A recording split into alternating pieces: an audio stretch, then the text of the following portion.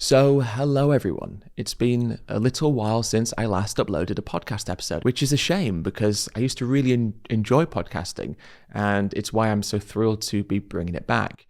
And the episode title for this episode is A New Chapter. And part of this new chapter, so to speak, is me bringing back the podcast, albeit a little bit differently. I'll still be uploading just the audio files, which is what I used to do. But on top of that, now I'm filming them so that you can watch and listen to the podcast on YouTube as well. So, hello, welcome back to the Disclosure Podcast. I'm really looking forward to recording more solo episodes like the one that you're listening to right now, but also more interviews with guests. I used to really enjoy interviewing people. And that was a personal highlight of the podcast before, was getting to talk to really interesting people about, a wide range of different subjects related to veganism and animal exploitation and plant-based diets and such. And so I'm going to be doing that again, of course. I've got some really fascinating conversations lined up, and I can't wait for you guys to be able to listen to them, watch them if you're watching on YouTube as well. And one of the other reasons why I'm calling this a new chapter is because I'm introducing a Substack. Now, for those of you who don't know what Substack is, it's essentially a platform where I can post articles, where I can write, and I can post that on this Substack. And you can engage with the Substack in a couple of ways.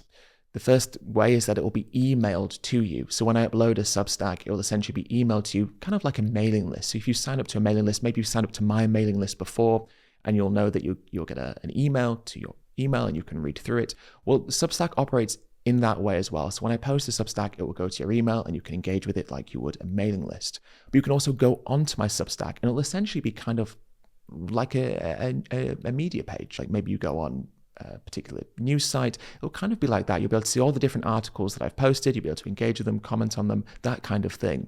Now, maybe for those of you who've signed up to my mailing list previously, one of the reasons that you might have done that is for something called the Good News Roundup. And a Good News Roundup is essentially where I collate some of the good, positive news stories from the world of veganism and animal rights. And then I essentially email those to you so that you can see all the positive things that are happening and realize that, yes, the world is quite doom and gloom right now. And my goodness, isn't there 101 reasons why we can feel worried and disappointed and distraught? But there is also the sense of change happening within that, around that, despite that. And the Good News Roundup is about reinforcing that view and filling ourselves with a sense of confidence and hope and understanding that there is change amongst the chaos. So for those of you who signed up to my mailing list before, don't worry, it will go basically through Substack. So essentially, you'll still get the Good News Roundup. It's just not coming through the same platform. It'll be coming through Substack. However, also on my Substack, you can become a paid member. So as well as receiving the free content like the Good News Roundups and occasional free articles, you'll have access to all of the articles that I will be writing. And also you'll be supporting the work that I do. So if you're interested in supporting my wider work and also accessing all the different articles that I'll be posting, then by becoming a paid member, you can do that. And I just want to say to any of you who do want to become a paid member of my Substack, well, thank you so much. I really do appreciate all of the support that you've all given me throughout the years. Writing has become a really big part of my life, obviously because of the books that I've published so far. I mean, writing's always been a big part of my work because I might write videos, write captions, write posts, but writing books opened that quite broadly. And I found it really rewarding and enriching and really enjoyable. Again, the Substack, the idea behind it is that, like the podcast, yes, I'll address topics. Yes, I'll be debunking some misinformation. Yes, I'll be addressing certain things. But also it's about expressing myself personally. And I find that easier to do in the written form because you can think, you can mull things over, you can really ruminate and you can express yourself. And I really enjoy that. And so what I'll be sharing on my Substack will often be quite personal about what I'm feeling, how I'm engaging with the world around me, some of the experiences that I've had, what essentially this ongoing journey is looking like for me. So if that sounds like something you'd be interested in, then that's also what will be there on my Substack.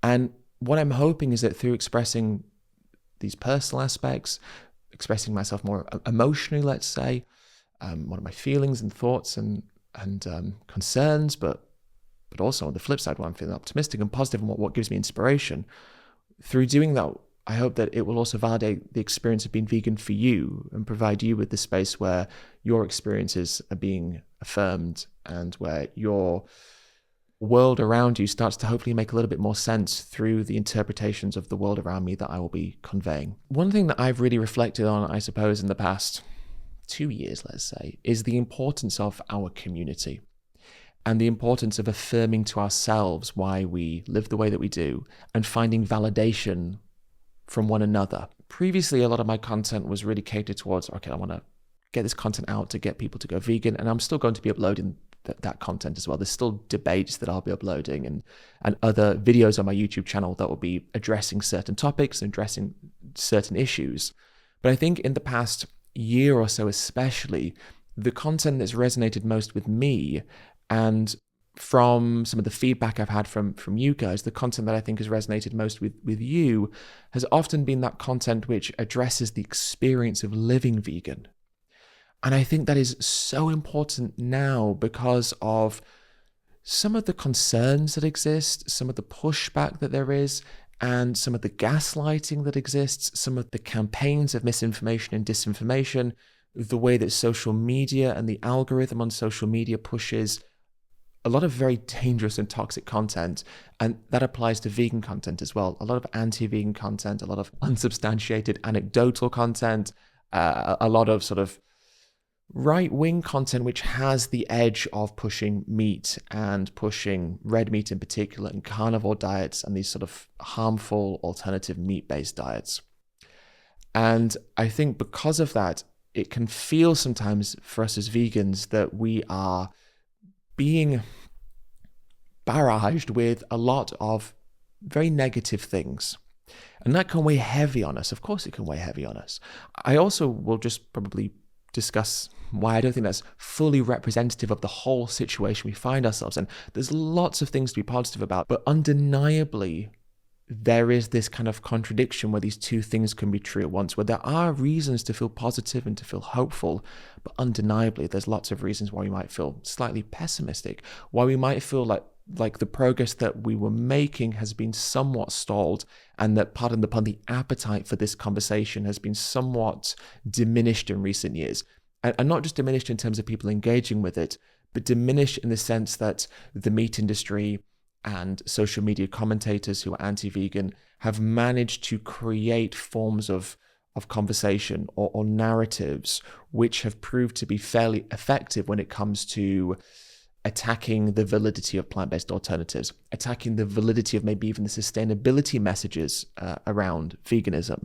And we see that with the rise of so-called regenerative agriculture and grass-fed beef and the push to eat red meat because it stores carbon, and attacking plant-based diets for not being sustainable like we've been told they were because of almond farming or whatever it may be. These are not necessarily new for us as vegans. We were dealing with this 5-6 years ago. But I do think that the way that they've been used and the way that they've been weaponized and the way that they've been disseminated online has led to a lot of confusion and doubt around the merits of a plant-based diet and the merits, let's say, of living vegan.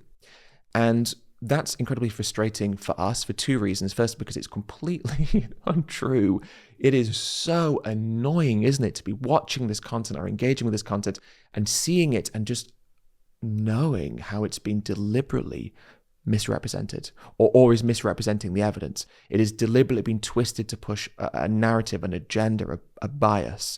We see how these things are playing out because we actually know the mechanisms behind that. And there was this really interesting report that was published recently, which was looking at this campaign of disinformation that was conducted by this PR company called Red Flag, which as a name, can we just say, like, if you're calling yourself Red Flag and then you're going out spreading disinformation deliberately, I mean, wow, okay.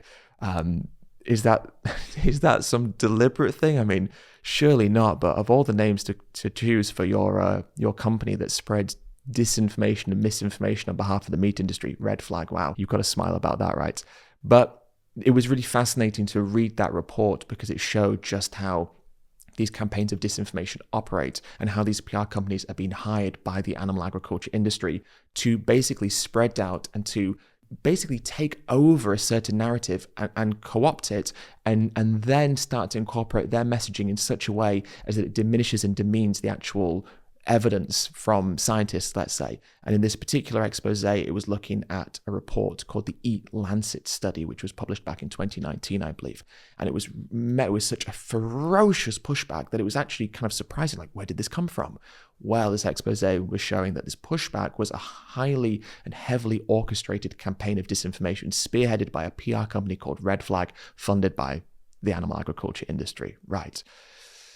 So there's a lot of reason why you might feel quite frustrated. And so I want the podcast and my work maybe more generally to be tapping into this experience of being vegan, because I need that as well. I need that. I need this feeling of community, this feeling of validation, this feeling that, yes, the world isn't where we want it to be, but we have one another.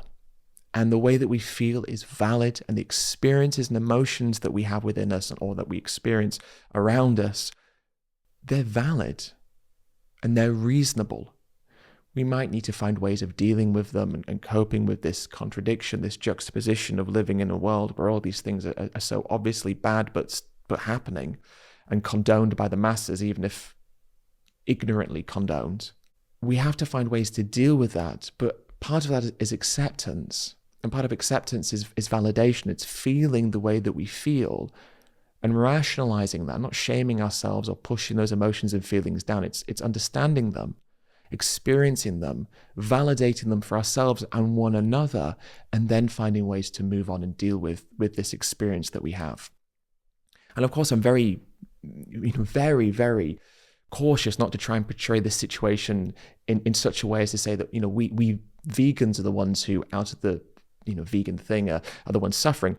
It's the animals who are suffering the most. But that doesn't mean that we can't feel valid with the emotions that we feel and the experiences that we have. Yes, we may not be the true victims of this particular movement, this particular issue, but that doesn't mean that we shouldn't validate one another and experience the things that we feel without judgment, without shame. And I've realized that, and I've strongly felt that within myself. And I want to be able to experience that with my audience, you guys, the people who engage with my content, the people who supported me throughout all of these years. Because I think now we are in such a turbulent time where we hear about ex-vegans and we hear about people turning their back, and we hear stories about how, the number of people going vegan isn't what it was, or the people who are interested in it. And we hear all of this, and it's hard to decipher what's true and what's sensationalist and what's, what the evidence shows. And I don't think it's quite as simple as maybe some of these narratives say that it is. But I think it's really important that for those of us who are so passionate about this, and we all are so passionate about this, of course, it's so important that we have the support of one another. And I want this podcast, and I want the platforms that I have to be a space where, yes, we can bring people in and hopefully get them to go vegan, and we can, the debates or whatever I'm doing hopefully is encouraging people to be vegan. But through that, I want to create a positive emotion for us vegans.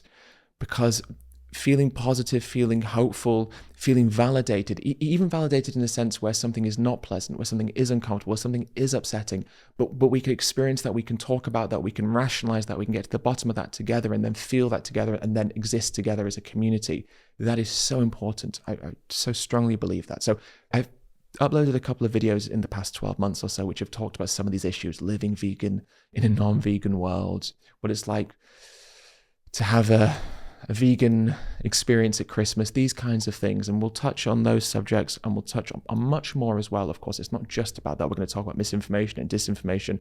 We're going to talk about a wide range of different things. But I think all under this sort of umbrella, this idea of affirming this to ourselves, of finding community with one another, finding a space where we can be vegan and we can express ourselves, and we can feel validated, and we can feel comfortable, and we can feel like we are not the ones who are living in this paradoxical state where actually it is the world around us that lives in this paradoxical state where good, compassionate, kind people are engaging these horrible, violent atrocities every single day. And it's not because they are bad or even conscious of that, but because we live in a world where there is advertising and media and these propaganda campaigns which are normalizing this system of violence and harm. And that is a heavy burden and a heavy weight that we have on our shoulders to live in that world of contradiction, this paradoxical society, this confusing, immoral society, even if not necessarily immoral because the people engaging in it are consciously doing something immoral. They're just ignorant, and that ignorance isn't necessarily any fault of their own. It's more like a prescribed ignorance, where there's this system of animal exploitation that exists in such a way and is normalized in such a way as it sort of prescribes ignorance, because you have to seek out the information, you have to seek out the videos, the studies. You have to kind of go a little bit beyond just the surface level of existing in the world to start to maybe understand just how ubiquitous and normal and torrid and cruel and horrible this system of animal exploitation is. Anyway, that maybe goes into a little bit of detail about some of the things I've been thinking about recently, and the podcast. What are some of the issues I want to talk about, why I want to carve out this space. There are a lot of very fascinating subjects right now that are worthy of addressing. And I say fascinating not because they're wonderful, but the opposite. I mean, they're kind of terrible, really, aren't they? But fascinating in the sense of, from an analytical perspective, from a discussion point perspective, there is a lot in there that is worth unpacking and worth sort of going into more detail about. And part of that will be around sort of the wellness, pseudo-spiritual place. It will be around sort of right-wing populism. It will be around not just the right-wing populism, but maybe even the failings of left-wing advocates, left-wing populism, to address this particular issue, this incredibly vital and important issue, which has been overlooked across the political spectrum. And what does this gap within left-wing conversations and within left-wing ideology mean for veganism, and what impact will that have? There's such a broad spectrum of conversation to be had. And for those of you who have read my second book, How to Argue with a Meat Eater and Win Every Time, you'll already know that I'm really interested in discussing sort of the political spectrum and the different arguments used across the political spectrum against veganism. In fact, if you're interested in misinformation and in disinformation, then my second book, How to Argue with a Meat Eater, goes into a lot of detail about those subjects and points to different case studies and different examples and breaks them down to provide clarity and context around how these campaigns work, how this messaging interrupts the information landscape and distorts the narrative in the minds of the consumer, in the minds of the public. If those are topics that are of interest to you, then in my second book, I do discuss those in quite a bit of detail, because it's something that I'm really passionate about. And actually, I think we have to understand how these things work to be able to properly address them and deal with them. And I think that applies to people on an individual level. I think sometimes as advocates or as activists, we can have this sort of barrier where we think that any attempt to try and understand someone's behavior, or to kind of get to the bottom of why someone believes the things that they do, or how they've come to this worldview, we sometimes, I think, worry that is in a way a form of condoning that viewpoint.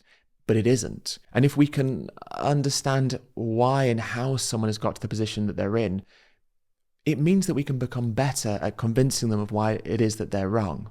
And so one of the reasons I'm passionate about going through the misinformation and disinformation is not just because it's important to address it and we need to debunk it. And my second book is all about debunking these arguments, these fallacious arguments and this misinformation and disinformation. It's important for us to debunk it because it's validating for us to go, I knew this was wrong. This is all the reasons why it's wrong. Gosh, this is crazy. Am I crazy? No, I'm not. Look, this is how it works. This is how these campaigns operate. This is how this misinformation is spread. This is why people believe these terrible things, because of how these things operate and how this system condones such things and then enables other people to participate in these industries without consciously reflecting on them and, critically reflecting on the morality or immorality of them. That space is validating for us because it allows us to exist more comfortably in this world, because we can understand it a little bit better. Not agree with it, but understand it. That's so important, I think. And it also means that we can become, hopefully, better advocates, stronger influencers. And I don't mean influencers in terms of social media influencers, but influences in terms of our own personal lives, our friends, our family, the people that we engage with.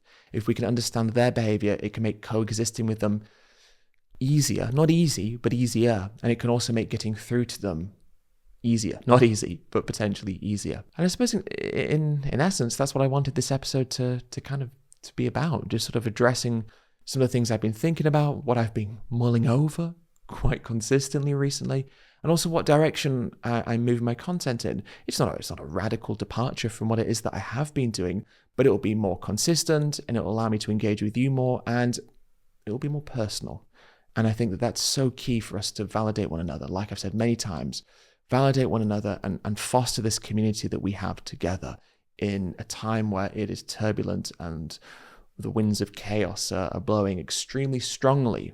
That's how it feels, being battered constantly by this barrage of strong, chaotic disturbance around us. And it's important that we remain resolute, anchored in rationality, anchored in compassion, in a world where such a thing seems to have disappeared, or maybe has never existed, at least not existed in the way that we, of course, want it to. So it's important that we remain anchored in rationality and in compassion and in togetherness, in community. Anyway, thank you so much for listening. I really appreciate it. Do let me know down below in the comments if you're watching this on YouTube, if there are any issues you'd like me to talk about, any particular conversations that you'd like me to address, any experiences that you've had that you think would be worthy of kind of going into detail around, not necessarily the experiences individually, but sort of the wider context around them, the arguments, why people say these things, what is the psychology behind why people act the way that they do. If there are any particular subjects that you think would be of particular value for us to discuss on this podcast, then do let me know. And I'm really looking forward to uploading some of these interviews that I've got with some really fascinating people. So stay tuned for those as well, because I just always feel so humbled and so privileged to be in the company of people who are so clever, who are so committed, who are so dedicated to their work, and who produce such excellent quality of work as well. And I just love talking with people who are like that, because they inspire me, and I truly believe that they will inspire all of you when you get to listen to them as well. Anyway, thank you so much for listening. I really do appreciate it. For those of you who are interested in checking out the Substack, I'll leave links down below for you to do that. And I really appreciate all of you who sign up, and of course all of you who sign up to become paid members as well. Thank you so much. I really do appreciate it. All right, guys, thank you so much for watching or for listening, and I will speak to you all in the next podcast episode.